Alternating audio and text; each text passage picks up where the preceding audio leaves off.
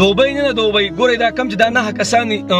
اشتی دي کنه او دا ډېر پاجیبان داس کې ظلم شوی دی ماشومان او بوډېګانې او ښځې ټولې پکې تلي یو قسم لا موږ تاسو دا وایو کنه چې دوبۍ داسې او دوبۍ هغسې کنه ګوره تاسو ته یو ظلم نه دی ظلم الله جل شانه نه برداشت کوي او د ظلم نحوست په پوره ملک باندې په پوره حکومت باندې دی نحوست پرې وځي ښه ما ورته وایو دوبۍ کې جناب وایي دلته جومات دی او دلته میخانې دلته شرابخانې زناخانې او چې څه کې کوه هېڅ ټینشن د باندې نشته پابندی نشته کو د سمندر غاړه لزیو کو هر څنګه نعوذ بالله حساب کتاب برابرې پتا ولې پابندی نشته دلته به جمعاتي او دلته به شراب خانه خو جناب ظلم نشته په دوبۍ کې سیدا څنګه زموږ په دې ملک کې ظلم دی ظلم نشته الله اکبر کبیره یورپ کنټری دی مونږ والو یورپ کنټری څومره چې یورپ کنټریز دي اكو هر یو دی کفر فکر دی منو کفر فکر دی دغه ځان له ګناونه دي کفر خو خطرناک څه دي کفر فکر دی سیدا شرابخانی پکې دي زناخانی پکې دي حالانکه زموږ په دې ملک هم خټېټ دي خو دلته بیا هم څه نه خوا دي خو پکې کېدی شي کنه خو دغه ملکونو کې یو قسم لا مکمل اجازه دي هر یو شی پکې برابر دی خو ظلم پکې نشته الله اکبر ظلم څنګه زموږ استاد په دې ملک کې الله اکبر کبیره ګوره الله جل شانه فرمایي زبد مظلوم مدد کوما د مظلوم مدد بکوم یعنی پچا چې ظلم شوی دی اگر کو هغه کافر ولې نه دی الله اکبر کبیره اگر کو هغه کافر ولې نه دی زه به د څه کوم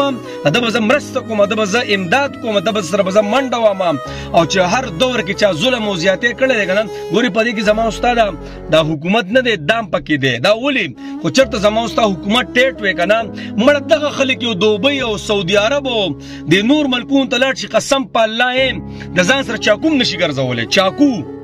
چاکو ځان سره نشي ګرځولی خو چې کله زموږ د قبرستان ته راشي الله اکبر کبیره الله دې مونږه معاف کړي قبرستان ځکه دی چې خلک کله مالدار شي بهر ته وځي او چې کله مړه شي مړه که نه نو یې آبای اجداد کو سپرد خاک کر دیا یعنی مړی دلته راځي او جمدي ځي غرض مې دا دی جناب الله جل نبی علیه السلام فرمایي چې اوسو خبرې ډایرک الله ته رسېږي دې په منځ کې پرده مرده نشته یو د مظلوم دعا الله اکبر کبیره د مظلوم خیری په چا چې ظلم او زیاتې شوی دی الله اکبر کبیره په کم دور کې چې ظلم او زیاتې شوی که نه د هغې نه الله جل شانو بدله اخیستې فرعون ظلم زیاتې کړی الله تباه برباد کو شداد وغیره څومره خلکو چې ظلم زیاتې کړی الله تباه برباد کو په دې امت کې حجاج بن یوسف زیاتې کړی الله جل شانو تباه برباد کو بیا پس وروسته راشه واړه چې څومره کسان دي حتی چې به چرګانو چا زیاتې کړی چرګانې جنګولي سپي جنګولي هغه مې په خپله هم لیدلي دي اورېدلي مې هم دي د هغوی اخرنۍ زندګۍ ډېره خطرناکه نو جناب الله دې موږ معاف کړي دا کورنۍ مسلې په خپل منځ کې حل کوئ دا کورنۍ دننه چې څومره مسایل دي دا خپل منځ کې حل کوئ په ځزه باندې ماړوئ دا کم چې مشران دي هغوی ته زه خاص کوم جناب د خپلو کشرانو سره کښېنئ څه مسلې راشي هغوی سره کښېنئ نن سبا ټول د دې دور دی بړق شي او خبره ختمه د ټول د انټرنیټو دور دی تباه او برباد یې خلک یې کړه غرض مې دا دی جناب چې په خپل منځ کې څه کوو دا مسایل اوارو او بل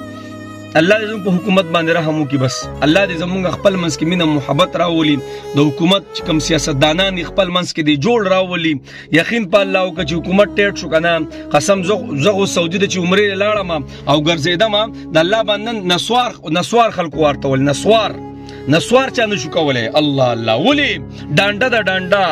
ټول د ډب مسلمانان یو قسم دی د ډب بس دی یقین چې دا ډنډه را باندې پرته وي که نه لاول مولانا اختر علي څه دی ډېر په اصولو روان دی بیا راپسې تاسو ټول روان دي خو چې ډب نه وي که نه او حال ناپرسان دی او بس په قبرستان کې زندګي تېرېږي نو هغه بیا داسې ویلي الله دې موږ معاف کړي یقین وکړه ډېر خفه شوم ډېر الله دې زموږ د پښتانه موږ کم خوا روان یو دې شپېلې او دښمنو موږ تباه او برباد کړو دې کینه او بغض موږ تباه او برباد کړو الله دې زموږ په حال باندې رحم وکړي بس هېڅ نشو ویلی خو ظلم نه دی ظلم ډېر په غټه سته زموږ په دې ملک کې روان دی ډېر په غټه سته باندې مړه چې چاله ورځې به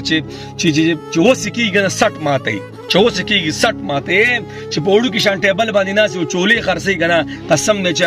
مړه هغه هم دله سټ ماتوي موږ ټول ظالمان یو مونږ وایي پلانې او ډنګرې لاول زه پسې دا نور الله دې موږ ټول معاف کړي خو بس څه وکړو یار چاته وجاړو بس